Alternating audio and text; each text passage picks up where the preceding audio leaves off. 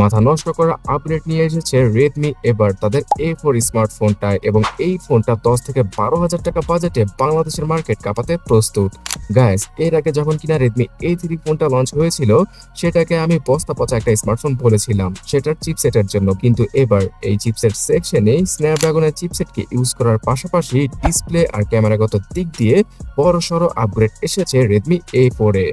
So এই ফোনটা কবে থেকে কেমন প্রাইসে বাংলাদেশে পাওয়া যাবে এবং কেমনই হবে ফোনটি, সেই সম্পর্কে জানতে লাইক আর সাবস্ক্রাইব করে দেখতেই থাকুন।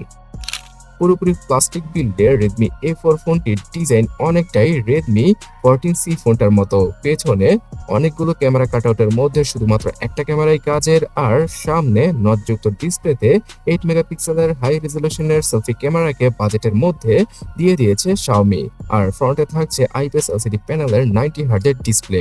এখানে ডিসপ্লে সাইজ 6.7 ইঞ্চি। তাছাড়া ফুল এইচডি নয়, এইচডি প্লাস রেজলিউশনের সাথেই আসে এই হিউজ আকৃতির ডিসপ্লেটি, যেটা কিনা 10-12 হাজার টাকা বাজেটে ঠিকঠাকই রয়েছে। শুধুমাত্র টেকনো, আইটেল অথবা ইনফিনিক্স এর স্মার্টফোন থেকেই আমরা পাঞ্চল কাটআউটের ডিসপ্লের স্মার্টফোন দেখতে পাই এই বাজেটে, বাট Xiaomi Realme এখনো সেই নচের মধ্যে পড়ে আছে, যেটা কিনা অনেকের কাছে ভালো লাগবে না। বাট ডিসপ্লের কালার ক্যালিব্রেশন অথবা টাচ রেসপন্স সবকিছুই বাজেটের মধ্যে ঠিকঠাকই ছিল।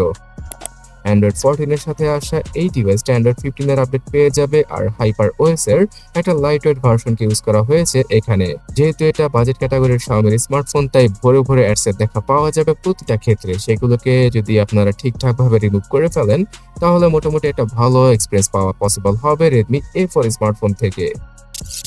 যেই জিনিসটার জন্য রেডমি A4 স্মার্টফোনটা এখন আমি রিকমেন্ড করছি, সেটা হচ্ছে গিয়ে স্ন্যাপড্রাগন 4S Gen 2 চিপসেটটি। শুধুমাত্র 4 ন্যানোমিটার নডে তৈরি করা এই চিপসেটটা যেমনটা কিনা পাওয়ার এফিশিয়েন্ট, ঠিক তেমনই পারফরমেন্সগত দিক দিয়ে 10-12 হাজার টাকা বাজেটে বেস্টও বলা চলে। এখানে তো আপনারা হার্ডকোর লেভেলের গেম খেলতে পারবেন না, বাট রেগুলার লাইফ ইউজ করে, মানে যে কোনো অ্যাপ ইউজ করে মোটামুটি ভালো একটা এক্সপিরিয়েন্স পাওয়া যাবে। হ্যাঁ, ফ্রি ফায়ার গেমটা খেলা পসিবল হবে কিছুটা মিডিয়াম গ্রাফিক্সে রেখে, আর টুকটাক টাইম পাস করার জন্য যে সকল 2D গেম রয়েছে সেগুলো আপনারা খেলতে পারবেন। এই চিপসেটটা আন্তত বেঞ্চমার্কে প্রায় 4 লক্ষের কাছাকাছি স্কোর করতে পারে। তাছাড়া 4GB র্যামের সাথে আসা এই ফোনটাতে আরো 4GB র্যামকে মনে মনে ইউজ করা পসিবল হবে। থাকছে 128GB ইন্টারনাল মেমোরি। সো বাংলাদেশে যদি রেডমি A4 এর 6GB র্যামের ভেরিয়েন্টটা আসে, তাহলে মন্দ হবে না, বিকজ বর্তমানে 4GB র্যামটা মাল্টিটাস্কিং এর ক্ষেত্রে অতটাও ভালোভাবে কাজ করে না, অথবা ভালো সফটওয়্যার সাপোর্ট দিতে সক্ষম নয়। ক্যামেরা সেকশনে 50 মেগাপিক্সেলের ডিসেন্ট কোয়ালিটির ক্যামেরা থাকছে ফোনটার পেছনে। এখানে এআই সিন ডিটেকশন সহ প্রো মোড, নাইট মোডের ফিচার পাওয়া যাবে। ফুল এইচডিতে ভিডিও করার সুবিধা আর স্লো মোশনের সাপোর্ট।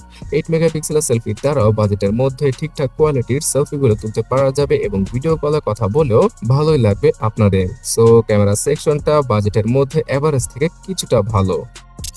রেডমি A4 কে ফুললি পাওয়ার ব্যাকআপ দেওয়ার জন্য 5000 mAh এর ব্যাটারি রয়েছে, আর এখানে 18 ওয়াটের চার্জিং স্পিডকে ইউজ করেছে Xiaomi। সো বক্সের মধ্যে হয়তো 10 ওয়াটের চার্জিং ব্রিকটা দিতে পারে, বাট বাংলাদেশি ভেরিয়েন্টে 18 ওয়াটের চার্জিং ব্রিকটা দিলে খুব ভালো হবে। বাট ব্যাটারি সেকশনে আমার মনে হয় এখন সবগুলো ব্র্যান্ডের উচিত 6000 mAh এর ব্যাটারিকে তাদের ফোনে দিয়ে দেওয়া।